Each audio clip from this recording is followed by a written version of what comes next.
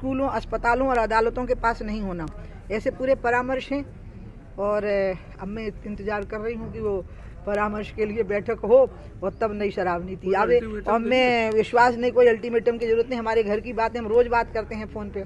मेरे भाई हैं जो मुख्यमंत्री हैं, मेरे भाई हैं जो प्रदेश के अध्यक्ष हैं, और हम एक मत हैं, तो इसमें अल्टीमेटम की जरूरत कहाँ पड़ती है? दीदी आपने कहा जान को खतरा है, किससे जान को खतरा किसको? था? बात एक सामने आई थी कि आपका वर्षन है कि जान को खतरा है। मैंने तो नहीं, आप उसी से पूछो जिसने कहा होगा, मैंने तो नहीं कहा। मैंने ये जान का खतरा टाइप का डायलॉग में बोलती नहीं हूँ जी। तो इसलिए ये जिसने कहा होगा आप उसी से पूछो कि उसने ऐसा क्यों कहा, या उसका रिकॉर्ड दिखाओ, मुझे वीडियो दिखाओ या वो मेरा ट्वीट दिखाओ। वीडियो या ट्वीट का खंडन नहीं कर सकते, लेकिन जो वीडियो या ट्वीट में नहीं, उसमें कोई भी तोड़ मरोड़ हो सकता है। मतलब आपके कथनों को तोड़ मोड़ के पेश किया मैं ऐसे नहीं बोल रही, मैं कुछ भी नहीं, इस विषय पे बोलना ही नहीं है मुझे। मैंने जो कहा है मुझे याद, मैं समझ गई हूँ कहाँ से डिस्टॉर्शन हुआ। मैंने कहा कि इस देश में शराब माफिया, खनन माफिया और पावर जनरेशन माफिया, ये तो ऐसे दैत्य हैं, महादैत्य, जो देश को निगल जाने को आतुर हैं, लेकिन मोदी जी इन स्थितियों को समझते हैं और ये लोग तो मेरे पीछे ही पड़ गए हैं बिल्कुल। ये बोली, अब इसमें अंतर आ गया ना, जान आप लोगों ने जोड़ दिया बीच में। लेकिन पूरी दुनिया का काम इसी से चलता है, इसलिए इसको भी स्वीकार करना पड़ता है और मैं बहुत खुशी से इसको मनाती हूँ। मैं आप सब लोगों को नए वर्ष की शुभकामनाएं देती हूँ, मीडिया के बंधुओं को।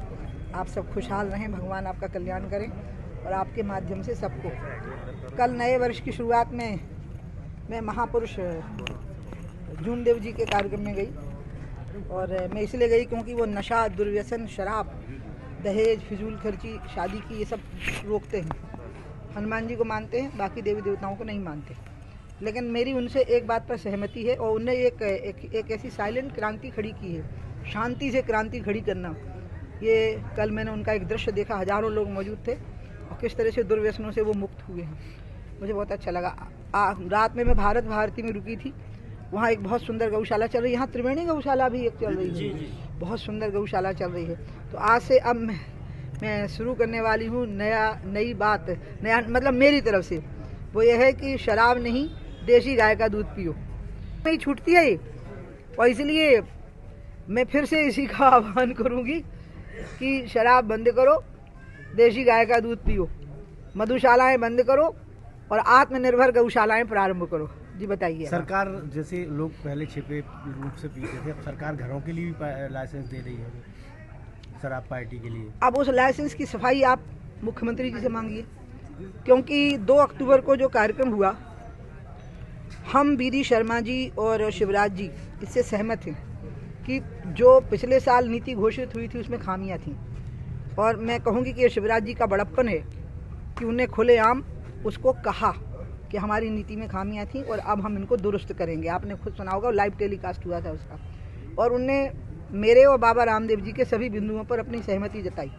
फिर ये तय हुआ कि बीडी शर्मा जी संगठन की तरफ से, शिवराज जी सरकार की तरफ से और मैं जनमानस की तरफ से परामर्श के लिए हम लोग बैठेंगे, और फिर नई शराब नीति आएगी जिसमें नियंत्रित शराब वितरण प्रणाली होगी, जो कंट्रोल्ड होगी, और उसमें ये जो खामियां हैं वो नहीं होंगी।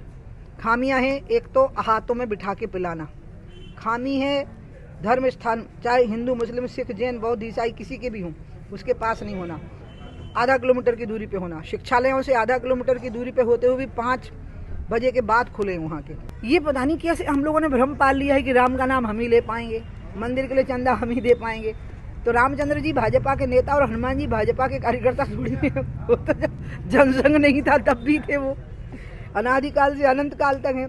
इस अहंकार में हमें नहीं रहना चाहिए ना, इसीलिए मैंने बोल दिया था। मुझे किसी ने, मैंने बोला है जो आप कह रहे हो वो तो बोला है। मतलब ये मुद्दा खत्म करना चाहिए। मुद्दा है ही नहीं है, जिसने बनाया है वो राम का भक्त नहीं हो सकता। जो ये कहेगा कि राम मेरी जेब में पड़े हुए हैं और दूसरे को अधिकार नहीं है राम का नाम लेने का, वो राम का भक्त होगा ही नहीं, वो हिंदू होगा ही नहीं। जैसे आज क्या नाम है उसका, आप, उनने भी हमारी सरकार की कई योजनाओं की कॉपी करी है। मेरी इच्छा है कि शराब नीति के मामले में भी मध्य प्रदेश मॉडल स्टेट बने, जो मेरे को लगता है शिवराज जी के मन में है, और बीडी शर्मा जी और हम भी आपस में ये परामर्श करते रहते हैं। नहीं, मैं इस पर कोई टिप्पणी ही नहीं करूँगी, क्योंकि हमारे यहाँ पर आपको पता ही नहीं है, एक धरती पछाड़ थे, वो हर जगह चुनाव लड़ते थे। हाँ, धरती पछाड़ नाम था उनका। सॉरी धरती पकड़। हाँ तो वो तो हर जगह वो प्रधानमंत्री के खिलाफ भी लड़ते थे, मुख्यमंत्री के खिलाफ भी लड़ते थे, तो इसलिए अब वो सोचते थे मुझे प्रधान, तो धरती पकड़ जब हर जगह चुनाव लड़ता था तो होने दीजिए ना, उसमें क्या फर्क पड़ता है। लोग अगर सोच रहे हैं कितना फायदा मिलेगा भारत जोड़ो यात्रा, ये तो आकलन आपसे अच्छा कोई नहीं कर सकता। हम लोग तो, मेरे को तो यही समझ में नहीं आया कि भारत जोड़ना क्यों, क्योंकि टूटा कहाँ से है। जोड़ने की बात तो तब आएगी ना, कहीं टांग टूटी तो प्लास्टर चढ़ाओ, तो मतलब टांग टूटी उसका एक्सरे होगा फिर कि कहाँ टूटी, तो एक्सरे के बाद में जोड़ेंगे ना उसको। तो पहले ये तो बताओ कि भारत टूटा कहाँ है। टूटा है जब पाकिस्तान बना, तो वो तो राहुल गांधी के नाना के समय पर टूटा है, नाना या दादा, दादा के समय पर टूटा है। हाँ, दादा के समय पर टूटा है, जवाहरलाल नेहरू जी के समय पर। और हमने तो जोड़ लिया टूटे हुए को, 370 धारा हटा दी हमने, तो हम तो जोड़ने का काम कर रहे हैं एक्चुअली। जब अमित शाह जी ने गृह मंत्री होने के बाद धारा 370 हटाई, तो जोड़ने का काम हमने किया। अब अगर राहुल सिंसियर हैं कि भारत जोड़ो, तो एक चीज़ जोड़ना बहुत ज़रूरी है, वो है पाक अधिकृत कश्मीर।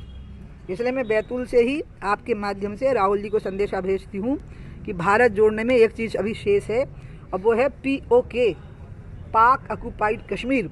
तो कृपया इस यात्रा को वहाँ तक ले जाइए और उसको जोड़ के ही वापस लौटिएगा, नहीं तो मत लौटिएगा, इधर उधर ही रहिएगा। ये तो बीडी बताएंगे, BD शर्मा या शिवराज जी बताएंगे। मेरी इच्छा तो एक ही है कि प्रचंड मतों से यहाँ भाजपा की सरकार बननी चाहिए और कांग्रेस का सुपड़ा साफ हो जाना चाहिए। आप लगातार घूम रही हैं, तो क्या शिकायतें मिलती हैं बीजेपी सरकार के खिलाफ, कुछ सुझाव होना आज चाहिए? तक सृष्टि में कहते हैं 2 लोगों से कभी संतुष्ट, उनको संतुष्ट होना भी नहीं चाहिए, ब्राह्मण को दक्षिणा से और राजा को सेवा से। मतलब गुरुजनों को जो दक्षिणा मिले उनको लगता है कि हम और डिजर्व करते हैं, और इसी तरह से राजा को सेवा से कभी संतुष्ट नहीं होना चाहिए। तो भाजपा राजा है अभी, हमें सेवा से कभी संतुष्ट नहीं होना चाहिए। कमलनाथ जी और रही शिकायतों की बात, तो वो तो बनी रहेंगी, लेकिन मैं ये कह सकती हूँ कि मध्य प्रदेश ने कुछ क्षेत्रों में तो आदर्श उदाहरण प्रस्तुत किए हैं। ऑर्गेनिक खेती में, सिंचाई की योजनाओं में, लाडली लक्ष्मी योजना में, और कन्या विवाह योजना में, मुख्यमंत्री तीर्थ दर्शन योजना में।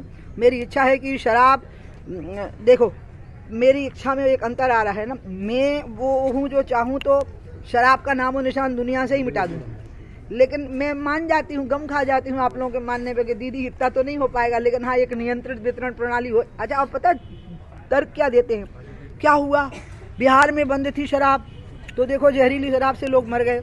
यहाँ तो बंद नहीं है ना शराब, तो मुरैना में लोग क्यों मर गए फिर जहरीली शराब से? यूपी में तो बंद नहीं है ना शराब, तो प्रतापगढ़ में लोग क्यों मर गए जहरीली शराब से? ये जहरीली शराब का जो माफिया है ना, ये अलग है, इसका संबंध शराबबंदी और नहीं बंदी से नहीं है। ये अलग माफिया है जो पनपता है। मधुशाला बंद करो और गौशाला खोलते जाओ, लेकिन गौशाला में कैसी गौशाला, ये मैं ज़रूर कहना चाहती हूँ, वो गायें जिनको किसान स्वयं रखने में सामर्थ्यवान हो।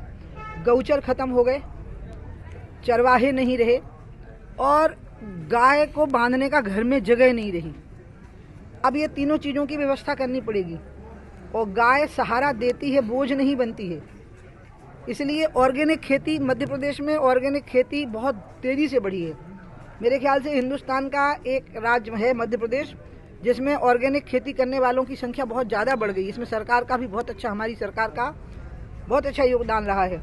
जितनी ऑर्गेनिक खेती बढ़ेगी गौमूत्र से और गाय के गोबर से, उतनी ही गाय की रक्षा बढ़ेगी। और हमें कल जूमदेव जी के यहाँ एक बात समझ में आई, जब संचालक ने कहा कि इनने धीरे धीरे शराब नहीं छोड़ी, जागरूकता अभियान से गाना वाना बजा करके नहीं छोड़ी है, इनने एक झटके में छोड़ी है। तय किया कि नहीं पीना तो नहीं पीना, एक झटके में ही छूटती है ये। और इसलिए मैं फिर से इसी का आह्वान करूंगी कि शराब बंद करो, देशी गाय का दूध पियो, मधुशालाएं बंद करो और आत्मनिर्भर गौशालाएं प्रारंभ करो। मैं इससे, मेरा सच में उनके लिए दिल भर आता है, क्योंकि हमने उन पर फूल बरसाए थे और अब हम लाठियां बरसाने की स्थिति ले आए हैं। मैं इस मामले में पूरी तरह से, जो लोग कोरोना काल में सेवा में लगे हुए थे और आज उनको जो परेशानियां आ रही हैं, उनका निदान जरूर निकलना चाहिए। मैं शिवराज जी से बात करने वाली हूँ इस संबंध में। नमस्कार, मैं हूं मानक गुप्ता। अगर आपको हमारा ये वीडियो पसंद आया हो तो इसे लाइक और शेयर जरूर करें, और हाँ, हमें सब्सक्राइब और फॉलो करना ना भूलें, ताकि आप देश और दुनिया की कोई खबर मिस ना करें। तो जुड़े रहिए हमारे साथ और देखते रहिए न्यूज़ 24।